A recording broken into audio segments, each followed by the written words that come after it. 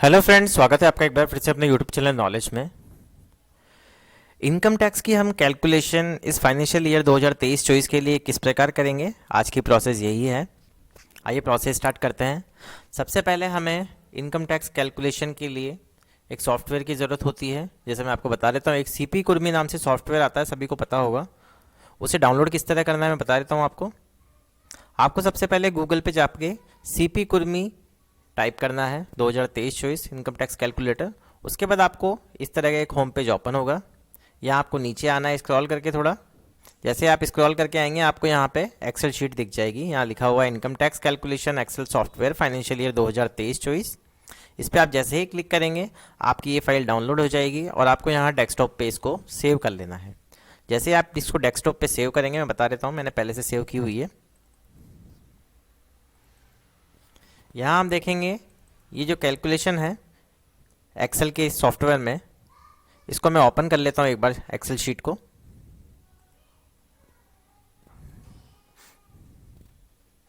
यहाँ ये शीट पूरी तरह से ओपन हो गई है। फर्स्ट ऑप्शन में आपको कैसे इसको यूज़ करना है वो दिखेगा। उसके बाद मास्टर में जाना है। मास्टर में आपको सबसे पहले आपसे रिलेटेड जो भी इंफॉर्मेशन है वो फिल करनी है, लेकिन इससे भी पहले आपको सबसे पहले आपका इस साल का GA55 निकालना है फाइनेंशियल ईयर 2023-24 का। सबसे पहले हम वो निकालेंगे। आपको सबसे पहले पे मैनेजर पे लॉगिन कर लेना है, एम्प्लॉय पे मैनेजर लॉगिन पे। यहाँ मैंने लॉगिन किया हुआ है। एम्प्लॉय कॉर्नर पे जाना है, एम्प्लॉय रिपोर्ट्स में जाना है, GA55 एम्प्लॉय डिटेल पे जाना है।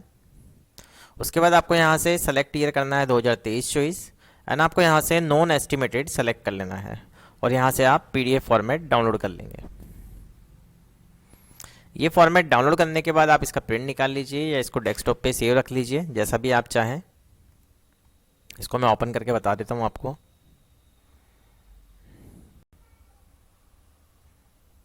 जैसे हम इसे ओपन करेंगे इसमें हमारा नेम मिलेगा, हमें एम्प्लॉय आईडी, आपका डेजिग्नेशन, पे स्केल, ये सारी चीज़ें हमें इन्फॉर्मेशन उस एक्सेल शीट में भरनी है सीपी कुर्मी सॉफ्टवेयर में। आपका पेन नंबर मिल जाएगा एंड आपका DDO का 10 नंबर, ये आवश्यक रूप से हमें फिल करना है। तो ये चीज़ आपके पास होनी चाहिए जिससे आपको पता रहे आपकी सैलरी अभी तक कितनी बन चुकी है। तो इसकी हमें फिटिंग उस सॉफ्टवेयर में करनी है, मैं बता देता हूँ आपको। वापस से उसी सॉफ्टवेयर पे चलते हैं। सबसे पहले आपको जितने भी लोगों की इनकम टैक्स कैलकुलेशन करनी है, इस फाइल को आपको उतनी ही बार डेस्कटॉप पे सेव कर लेना है। अगर आप खुद की ही कर रहे हैं तो आप एक बार उसको सेव कर लीजिए वापस से कॉपी पेस्ट करके। यहाँ इस फाइल को मैंने ओपन कर लिया है। यहाँ मास्टर में आप देखेंगे यहाँ कार्यालय का नाम मिलेगा आपको। सबसे पहले आपको मास्टर डाटा में आना है। कार्यालय के नाम में आपको आपके ऑफिस या स्कूल का नाम जो भी है वो फिल कर देना है। उसके बाद कार्यालय का 10 नंबर जो आपको GA55 में मिल जाएगा वो यहाँ पे इंसर्ट कर देना है, मैंने फिल किया हुआ है। आपके DDO का जो भी नेम है वो भी आपको यहाँ डालना है। आपका नाम, कार्मिक का नाम में आपको आपका खुद का नेम डालना है इंग्लिश में। आपका डेजिग्नेशन डालना है। पे लेवल आपको यहाँ से सेलेक्ट करने का ऑप्शन मिलेगा, जो भी आपकी पे लेवल है यहाँ से आप सेलेक्ट कर सकते हैं। सेवा में आपकी जो भी सेवा है, जो भी कैडर है, आपका सबऑर्डिनेट है, स्टेट सर्विस है, मिनिस्ट्रल है, क्लास 4th है, जो भी आप जिस भी कैडर में आते हैं वो आपको यहाँ सेलेक्ट कर लेना है। आपको यहाँ पे आपका पैन नंबर डालना है, bank account number, SI number डालना है आपको, GPF नंबर एंड आपकी राज्य बीमा की मासिक कटौती कितनी हो रही है उसका अमाउंट आपको यहाँ पे फिल करना है। एंड साइड में आपको ऑप्शन मिलेगा मोबाइल नंबर का, ये भी डाल लेना है आपको। एंड सबसे इंपॉर्टेंट चीज़ आती है कि मार्च 2023 का आपका मूल वेतन क्या था। तो ये आपको GA55 में मिल जाएगा, क्योंकि जो मार्च की सैलरी होती है वो हमें अप्रैल मंथ में मिलती है, तो उसमें आपको GA55 में श्योर वहाँ पे आपको डिटेल मिल जाएगी। तो वही आपको मूल वेतन डालना है, जुलाई के बाद वाला नहीं डालना है। जो इंक्रीमेंट अभी जो चल रहा है लेटेस्ट में जुलाई के बाद इंक्रीमेंट वाला वो नहीं डालना है, मार्च 23 का आपको यहाँ डालना है। रेट ऑफ HR आपको यहाँ से सेलेक्ट कर लेना है। अगर आपका 9% है या 18% है, वो आपको जो भी आपका क्राइटेरिया है तो वो आपको सेलेक्ट कर लेना है यहाँ से। उसके बाद अगर आप NPS एम्प्लॉय हैं तो यस कीजिए, अदरवाइज नो। आपको बोनस मिला है इस साल तो उसको यस कीजिए, अदरवाइज नो ऑप्शन है आपके पास, देख सकते हैं यहाँ से। इस बॉक्स पे क्लिक करके आपको यस और नो का ऑप्शन मिलेगा। अगर आपने वित्तीय वर्ष 2023-24 में सरेंडर लिया है तो आपको यहाँ यस करना है। अगर लिया है तो, अगर लिया है आपने तो मैं एक बार आपको बता देता हूँ, आपको यहाँ यस करना है और उसके बाद आपको यहाँ पे वो मंथ सेलेक्ट करना है जिसमें आपको उसका भुगतान हुआ है। इस तरह आप उसको सेलेक्ट कर लेंगे। मेरे केस में मैंने सरेंडर नहीं लिया है। LIC की अगर कोई डिडक्शन होती है तो आपको यहाँ से सेलेक्ट कर लेनी है, अदरवाइज 0। सामूहिक दुर्घटना बीमा का प्रीमियम यहाँ पे आपको मिल जाएगा। अगर आपने कोई प्रीमियम नहीं कटवाया है, चिरंजीवी बीमा योजना के तहत लाभ लिया है तो जीरो अमाउंट। अदरवाइज आपने प्रीमियम कटवाया है तो 700, 1400, 2100 जो भी आपने डिडक्शन करवाई है अप्रैल मंथ में वो आपको यहाँ पे इंसर्ट कर देनी है। अगर आपको पीओ हेड से वेतन मिलता है तो यस या नो, हितकारी निधि की कटौती होती है तो यस या नो, और उसके बाद आपको सीसीए कितना मिल रहा है। अगर आप ग्रामीण इलाके में हैं तो वहाँ सीसीए नहीं मिलता है, और अगर आप शहरी इलाके में हैं तो उसकी रेट्स आपको यहाँ प्रदर्शित हो जाएगी। ये सारी चीज़ें इन्फॉर्मेशन भरने के बाद मेन काम हमारा यही होता है कि हमारा मास्टर डाटा हमें सबसे पहले सही तरह से फीड करना होता है। अगर हम मास्टर डाटा फीड नहीं करेंगे तो हमें इन्फॉर्मेशन फिल नहीं कर सकते हैं।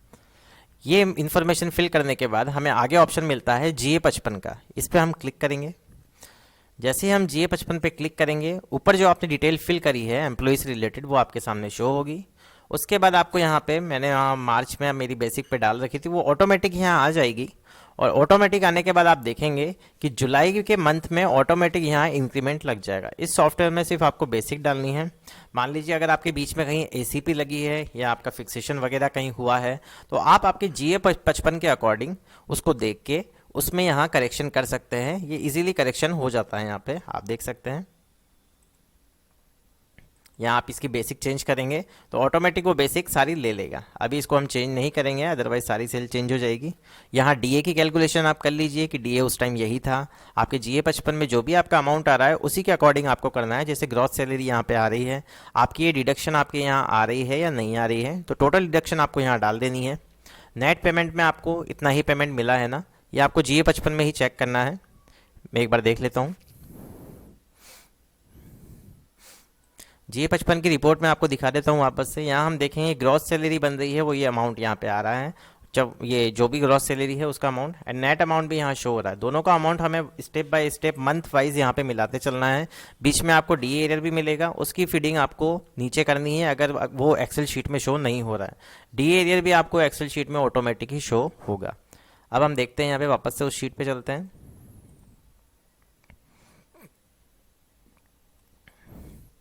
ये सारी इन्फॉर्मेशन हमें स्टेप बाय स्टेप चेक करने के बाद यहाँ आपको नीचे ऑप्शन मिलता है DA एरियर का।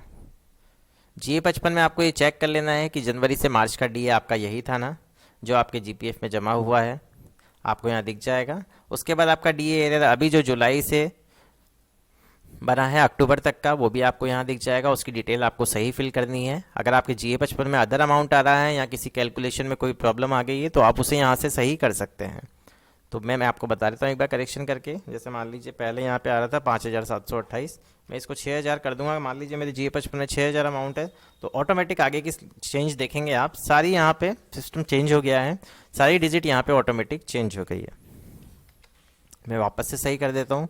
बोनस जो हमें 2022-23 का मिला है वो भी यहाँ शो हो रहा है। अगर यहाँ पे मैंने सरेंडर लिया होता तो यहाँ पे हमें सरेंडर का भी पूरी डिटेल ऑटोमेटिक आ जाती, क्योंकि हमने मंथ वहाँ डाला है। और यहाँ पे मैंने कोई भी यहाँ पे डिडक्शन नहीं कराई है अप्रैल मंथ में। एक्सीडेंटल ये ग्रुप इंश्योरेंस एक्सीडेंटल की तो यहाँ जीरो अमाउंट ही आ रहा है, कोई फिगर यहाँ नहीं आ रही है। अगर मैंने वहाँ कोई अमाउंट चूज़ किया होता 700-1400 तो वो यहाँ पे अप्रैल मंथ में यहाँ शो हो जाता। उसके बाद आपको नीचे आना है स्क्रॉल करके। स्क्रॉल करने के बाद टोटल बेसिक पे आपको यहाँ मिलेगी आपकी DA मिलेगा, HRA मिलेगा, CCA का सारा टोटल हमें, यह हमारा जो GA55 है नॉन एस्टिमेटेड और एस्टिमेटेड दोनों निकाल लीजिए आप, उससे आपको कैलकुलेशन कंप्लीट हो जाएगी। ये सारी चीज़ें आपको यहाँ फिल करने के बाद आपको अदर डिडक्शन पे जाना है। अदर डिडक्शन में आप जैसे ही जाएंगे स्टैंडर्ड डिडक्शन ऑटोमेटिक यहाँ 50,000 आपके पास आ जाएगी। LIC अगर आपने कराई है तो यहाँ अदर डिडक्शन में आपको वो LIC का अमाउंट फिल कर देना है। मैंने पहले से फिल किया हुआ है। उसके बाद अगर PLI करवाई है और भी यहाँ पे सभी तरह की यहाँ पे डिडक्शन आपको मिलेगी। NSC लोग PPF जो भी आप करवाते हैं सेविंग में, आप उसकी डिटेल यहाँ पे फीड कर सकते हैं, लेकिन उसका बेनिफिट आपको यहीं तक मिलेगा 1.5 लाख तक ही जो भी रहता है। उसके बाद की डिडक्शन आप देख सकते हैं कि इसमें आपको बेनिफिट ज़्यादा है तो आप उसके तहत ले सकते हैं। आगे आप इस चीज़ को चेक करना चाहते हैं तो आपको यहाँ मिलेगी ऑप्शन, यहाँ पे income tax payable all tax regime, यहाँ मिलेगा आपको ऑप्शन। ये बन रहा है 14,957। इसका मतलब है कि जो इनकम टैक्स बन रहा है वो बन रहा है ऑल टैक्स में 14,957। तो इसका ऑप्शन भी इसमें आगे दिया हुआ है, tax new regime and all tax. तो आपको दोनों यहाँ पे चेक कर लेना है जो भी आपकी डिडक्शन हुई है सैलरी में वो यहाँ पे चेक कर लेनी है आपने सही फीड करी है नहीं करी है। उसके बाद अगर आपने कोई होम लोन भी ले रखा है तो उसके भी यहाँ पे आपको ऑप्शन मिला हुआ है गृह ऋण किस्त मूलधन एंड गृह ऋण किस्त ब्याज। अगर आपने होम लोन ले रखा है तो आप यहाँ पे उसकी फीडिंग कर सकते हैं। अब हम चलते हैं आगे के दो ऑप्शंस पे, tax old and tax new. पहले मैं यहाँ टैक्स ओल्ड करके बता देता हूँ आपको। यहाँ आप देखेंगे ऊपर ही ऊपर सबसे पहले आपको यहाँ पे आपकी सकल वेतन मिलेगा, मतलब जो भी आपकी ग्रॉस सैलरी इस साल में बनी है वो आपको दिख जाएगी। उसके बाद स्टैंडर्ड डिडक्शन में यहाँ 50,000 का अमाउंट डिडक्ट हो गया है। डिडक्ट होने के बाद आपको यहाँ पे 80C में आपको 1.5 लाख तक की आप छूट ले सकते हैं, वो कंप्लीट हो गई है। कंप्लीट होने के बाद आप देखेंगे यहाँ पे जो टैक्सेबल इनकम है वो 5 लाख के ऊपर जा रही है। तो ऑटोमेटिक जो ये शीट सेट है उसमें अपने आप अकॉर्डिंग जैसे 3 लाख तक इसमें आप देख सकते हैं 3 से 5 लाख तक अगर आपकी टैक्सेबल इनकम है तो आपको 5% यहाँ पे टैक्स लग रहा है। ये सिर्फ वरिष्ठ नागरिक के लिए 60 से 80 वर्ष का, एंड जो व्यक्ति करदाता है उसके लिए 2.5 लाख से 5 लाख तक की इनकम है 5% उसका ऑटोमेटिक यहाँ आ चुका है कैलकुलेशन करके।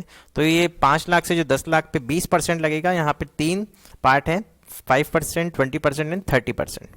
तो मैं यहाँ पे जो आ रही है यहाँ पे स्लैब ये 5 एंड 20 के बीच में आ रही है। तो टोटल टैक्स यहाँ पे मेरा बन चुका है 14,382।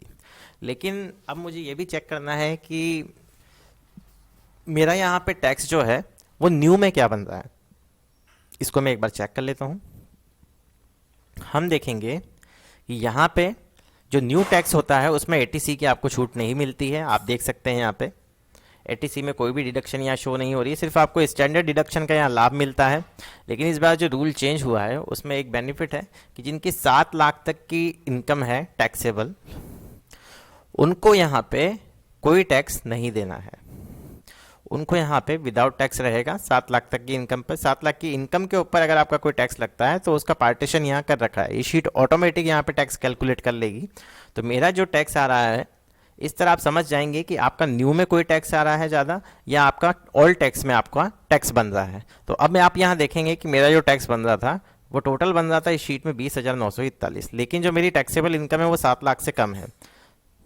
तो मेरी जो छूट मिली है 87A के अंतर्गत वो मिल गई है पूरी की पूरी, क्योंकि ये इसलिए हुआ है कि जो न्यू टैक्स है उसमें अब 7 लाख की जो टैक्सेबल इनकम है उस पर छूट दी गई है।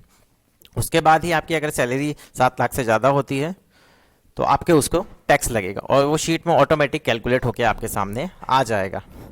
अगर आप इसमें एक चीज़ और करना चाहते हैं कि अगर आपको पता है कि आपकी बचत खाते पर ब्याज की अधिकतम छूट आप ले सकते हैं, जो भी आपके साल भर में बैंक में ब्याज जमा होता है वो भी आप इसमें लिखना चाहें तो लिख सकते हैं।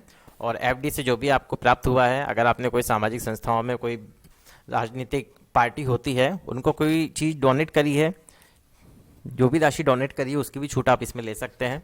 तो इस तरह आप पूरी कैलकुलेशन कर सकते हैं कि ओल्ड और न्यू की, इससे आपको पता चल जाएगा कि आपका कितना यहाँ टैक्स बन रहा है और कितना नहीं बन रहा है। अगर आपका यहाँ कोई टैक्स बन रहा है, मान लीजिए यहाँ मेरा न्यू में भी कोई टैक्स बनता तो मैं यहाँ जो मेरे नेक्स्ट मंथ आ रहे हैं उसमें उसको डिडक्ट करवा लूँगा। इस तरह की ये पूरी प्रोसेस है। इस शीट में आपको कोई प्रॉब्लम नहीं आएगी, बस आपको जो आपका मास्टर डाटा है वो पूरी अच्छी तरीके से फीड करना है। इस तरह आप इजीली यहाँ पे टैक्स कैलकुलेशन कर सकते हैं। अगर आपको ये वीडियो पसंद आया हो तो प्लीज़ चैनल को सबसे पहले सब्सक्राइब कीजिए और वीडियो को लाइक और शेयर करना ना भूलें। Thank you so much.